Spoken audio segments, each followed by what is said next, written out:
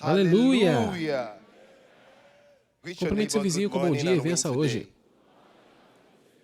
Vença amanhã e vença para sempre. Em nome de Jesus. Emmanuel. Se Deus é por você, quem será contra você? Não ouvi vocês. Se Deus está com você, quem pode ficar contra você? Diga ninguém.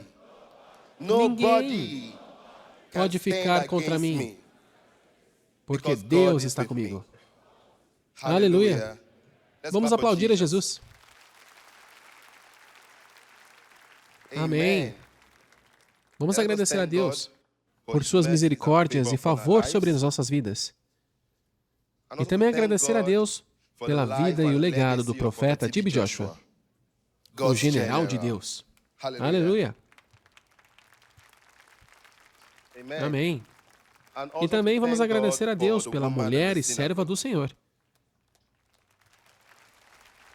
por se permitir ser usada por Deus para tornar esse dia uma realidade. Aleluia! Lembrem-se, estamos aqui hoje porque o foco não foi quebrado. Então diga obrigado, Jesus. Obrigado, Jesus. Pode se sentar em nome de Jesus. Amém. É hora de ouvirmos a palavra de Deus. Espero que você esteja com a sua Bíblia aí com você. Aleluia! Sim, abra sua Bíblia comigo. No livro de Gênesis, capítulo 3. Esse será nosso texto base para a mensagem de hoje. Gênesis capítulo 3, a partir do verso 8. E ouviram a voz do Senhor Deus, que passeava no jardim pela viração do dia. E Adão e sua mulher se esconderam da presença do Senhor Deus entre as árvores do jardim. Preste atenção nisso. Eu vou repetir. E ouviram a voz do Senhor Deus, que passeava no jardim pela viração do dia. E Adão e sua mulher se esconderam na presença do Senhor entre as árvores do jardim. O que isso significa para mim e você? Isso significa que Satanás quer que a gente fuja da presença de Deus quando erramos. Satanás quer que você e eu façamos o quê? Quer que fujamos da presença de Deus quando cometemos erros. E o homem de Deus, profeta T.B. Joshua, sempre dizia, quando cometemos erros, como todos nós cometemos, não devemos fugir de Deus. Devemos correr para Deus. Aleluia! Vamos continuar a leitura. Versículo 9.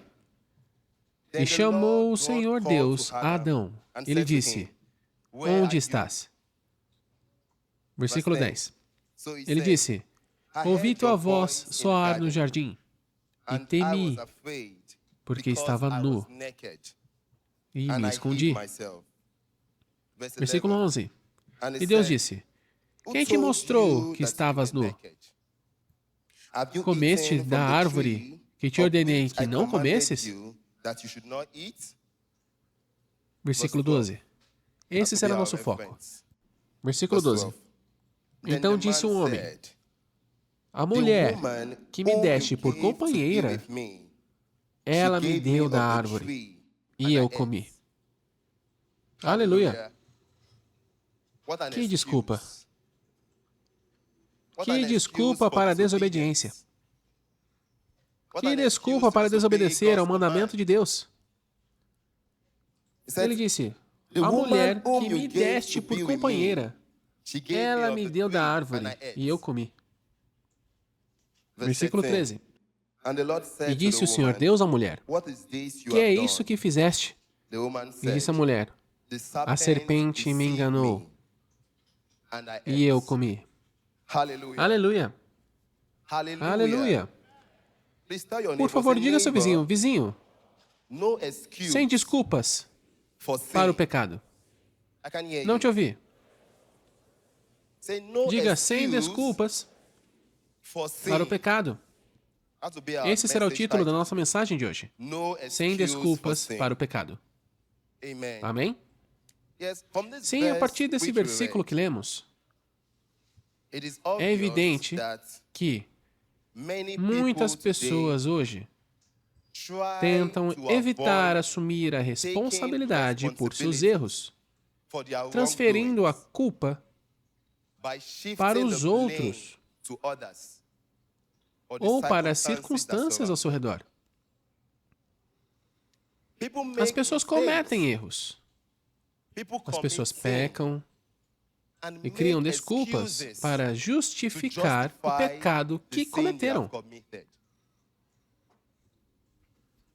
Assim como a Bíblia revelou sobre Adão.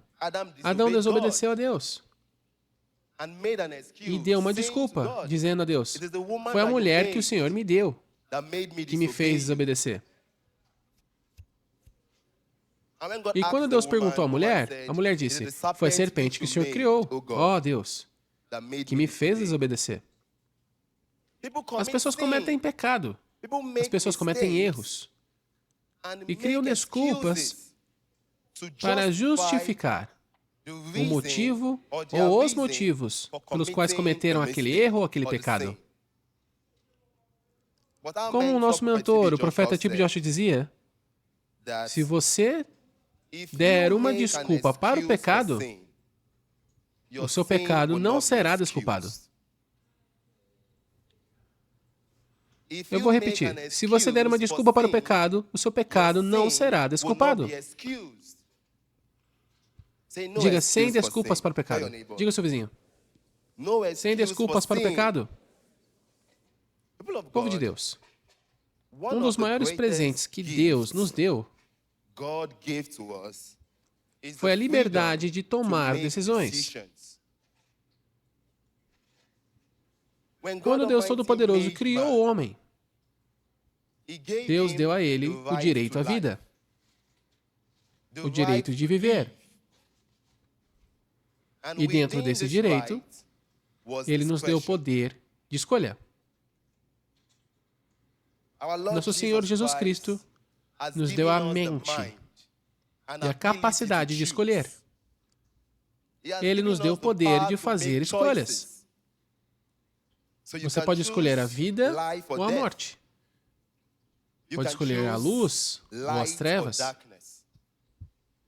Pode escolher o bem ou o mal, porque você é um agente de moral livre. E porque você é um agente de moral livre, você precisa assumir a responsabilidade pelas suas ações. Você precisa assumir responsabilidade pelas suas decisões. Pare de dar desculpas. Veja bem, quando tomamos uma decisão ou fazemos uma escolha, e o resultado dessa decisão é excelente, maravilhoso, é incrível, a gente quer todo o crédito. Queremos levar toda a glória pelas escolhas que fizemos. Ah, foi a minha decisão. Fui eu que tomei essa decisão e é por isso que deu certo. Mas quando o resultado da nossa decisão é contrário às nossas expectativas, aí começamos a procurar alguém para culpar. Começamos a culpar os outros. Começamos a culpar as circunstâncias. Quando o resultado dá certo, você diz para si mesmo e para os outros: fui eu, foi minha decisão, foi graças a mim. Mas quando dá errado, você aponta e diz: foi você, é você. A gente sempre procura desculpas quando erra. O homem de Deus, o profeta T.B. Joshua, dizia: você é responsável pelas escolhas que você faz. Você é responsável pelas suas decisões, sejam elas boas ou ruins. Diga ao seu vizinho: sem desculpas para o pecado. Aleluia. Sim. Agora, o que é uma desculpa? É uma boa pergunta. O que é uma desculpa? Como o profeta T.B. Joshua nos ensinou, Uma desculpa é uma razão, seja genuína ou falsa. Atenção no detalhe, genuíno ou falso. Uma desculpa é uma razão, seja verdadeira ou não, que nós usamos para defender o nosso erro. Agora, pense nisso, genuíno ou falso. Porque muitos de nós dizemos que temos desculpas genuínas para pecar. Nós sempre dizemos que temos desculpas genuínas. Eu cresci em uma família pobre, e é por isso que eu cometo crimes. Abandonei a escola, e é por isso que eu faço isso. A sociedade falhou comigo, e é por isso que eu estou nesse caminho. Eu não tenho ninguém para me ajudar. Ninguém se importou comigo, por isso que eu estou nessa vida. Desculpas genuínas. Mas escute isso. Só porque você diz que tem uma desculpa genuína, isso não é justificativa para pecar. Só porque você acha que tem uma desculpa, não é justificativa para pecar. Você diz que a sua desculpa é genuína, mas isso não te valida para cometer pecados de qualquer forma. De forma nenhuma. Hoje, muitos de nós simpatizamos com o pecado. A gente se emociona com o pecado. Temos um certo grau de simpatia pelo pecado.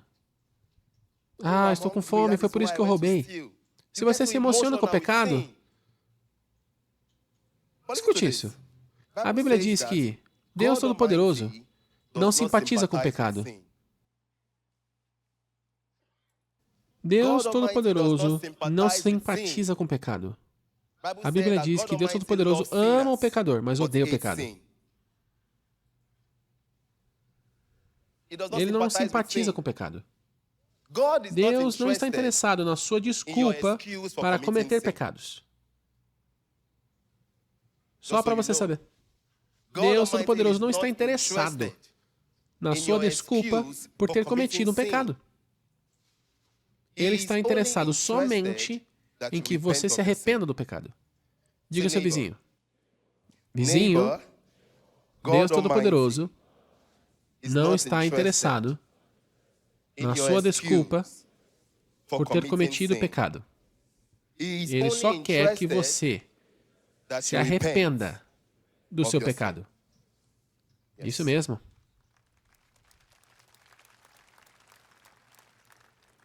Aleluia. Deus não está interessado na desculpa pela sua vida passada. Ele não está interessado na desculpa pelos seus erros do passado. Ele simplesmente quer que você e eu nos arrependamos agora, no presente, para garantir a vida eterna. Então, quais são as desculpas que você diz ter pela vida que você levou até aqui? Deus não está interessado. Ele só quer que você e eu nos arrependamos no presente. Que nos arrependamos agora para garantir a eternidade com Ele. Para garantir a vida eterna com Ele. Amém? Veja, por exemplo, a vida de Davi. A Bíblia diz que Deus Todo-Poderoso se referiu a Davi como um homem segundo o meu coração. Mas não foi porque Davi era perfeito. Foi porque toda vez que Davi cometia um pecado ou errava, ele se arrependia do seu pecado. No Salmo 51, versículo 4, Davi disse: Eu conheço o meu pecado, e o meu pecado sempre está diante de mim. Davi sabia que toda vez que ele pecava, o pecado dele permanecia diante dele. E que, a menos que recebesse a misericórdia de Deus, ele não poderia se avançar. E é isso que nos faz cristãos. É isso que nos faz nascidos de novo. Não quer dizer que a gente não peca. Mas toda vez que erramos, toda vez que pecamos, um cristão não consegue seguir em frente sem se arrepender e receber a misericórdia de Deus, por causa da consciência. Mas hoje em dia, muitos de nós vivem uma vida de pecado como se fosse um estilo de vida. Vivem uma vida de pecado como um modo de viver. Perderam consciência. Não sentem mais remorso quando pecam. Não sentem mais arrependimento. Vivem uma vida de pecado como se fosse um modo de vida. Muitos já perderam a consciência por causa do pecado e por causa das desculpas do pecado. Povo de Deus, quando você continua dando desculpas pelo seu pecado, você mata a sua consciência. É por isso que hoje em dia muitas pessoas estão tentando, com todas as forças, convencer a própria consciência de que o pecado é um modo de vida. As pessoas tentam convencer a si mesmas de que aquilo que é errado é certo. Dizem para si mesmos, como é que eu ia comer se não roubasse? As pessoas tentam convencer a própria consciência de que o pecado é um modo de vida.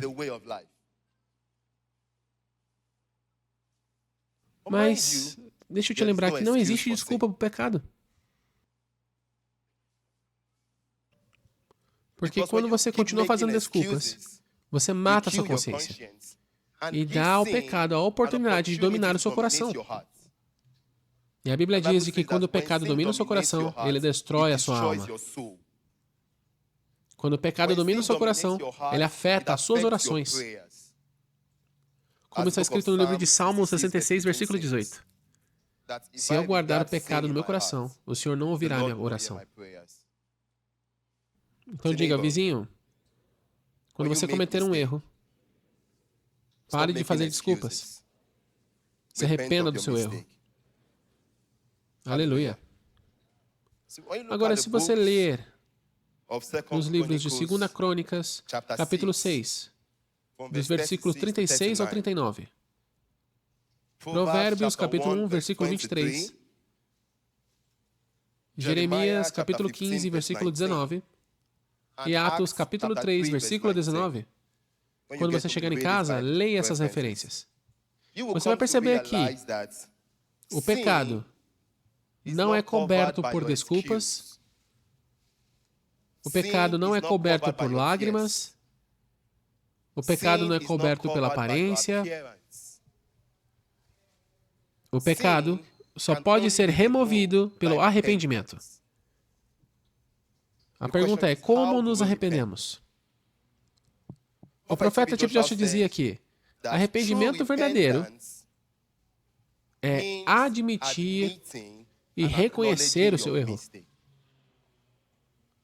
Arrependimento verdadeiro é admitir e reconhecer que você estava errado. Você começa a dar passos rumo ao arrependimento quando percebe que, em vez de culpar os outros, você também teve parte para estar nessa situação em que está. Em vez de culpar os outros, em vez de culpar as suas circunstâncias, você também teve uma parte para estar nessa condição. O problema de muitos de nós hoje é que somos orgulhosos demais. Achamos que não pecamos, achamos que não erramos, achamos que não falhamos. Assim como Simão Pedro na Bíblia, no livro de João, capítulo 13, verso 38. Simão Pedro disse a Jesus, Senhor, eu morro contigo. Se todo mundo te abandonar, eu não vou. Eu vou contigo até o fim. E Jesus respondeu, você vai me negar 3 vezes. A Bíblia diz que, quando isso aconteceu, Simão Pedro foi humilhado. Ou seja, os erros são para nos humilhar. Os erros são para nos levar aos nossos joelhos diante de Deus. Os erros servem para isso, para nos fazer dobrar os joelhos diante do Pai, com humildade e sinceridade de coração, buscando a sua misericórdia. E Deus Todo-Poderoso está sempre pronto para nos perdoar e nos restaurar. Então, quando você errar, corra para Deus. Pare de dar desculpas.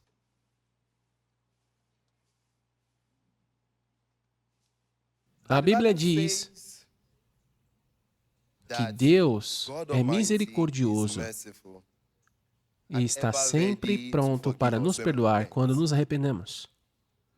Mas isso não é uma licença para pecar de propósito. Não é uma permissão. A Bíblia diz de que Deus é misericordioso e está sempre pronto para nos perdoar quando nos arrependemos. Mas isso não é uma licença, uma permissão para pecar intencionalmente. Você diz para si mesmo, só vou pecar com isso aqui, depois eu me arrependo. Deixa eu te dar um conselho. Você que pensa assim, eu vou cometer esse pecado aqui, depois eu me arrependo, Deus vai me perdoar. Deixa eu te alertar. O homem de Deus, o profeta T.B. Joshua, nos ensinou que o arrependimento salva a sua alma das consequências do pecado. Preste atenção, a palavra alma. O arrependimento salva a sua alma do castigo eterno. Salva você de ir para o inferno.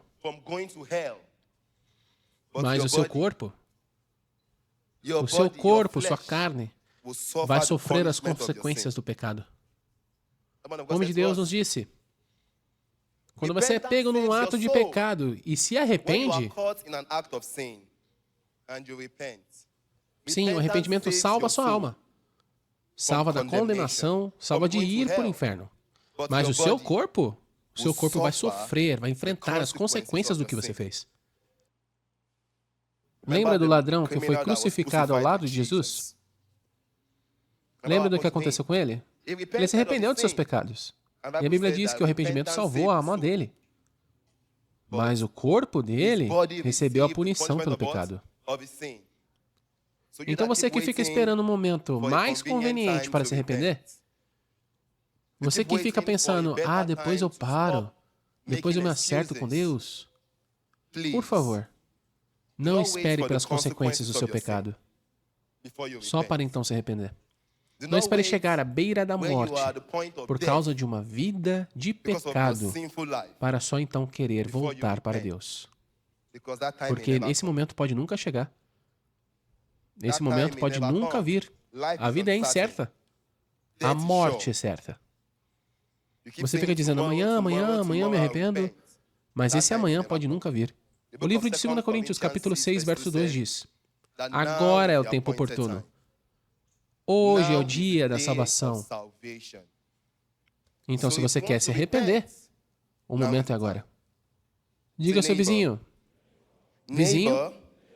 não espere por um momento conveniente para se arrepender do seu pecado. Se você quer se arrepender, o momento é agora. Se você quer voltar para Deus, agora é o tempo. Em nome de Jesus. No poderoso nome de Jesus. Que Deus abençoe essa palavra em nosso coração. Aleluia.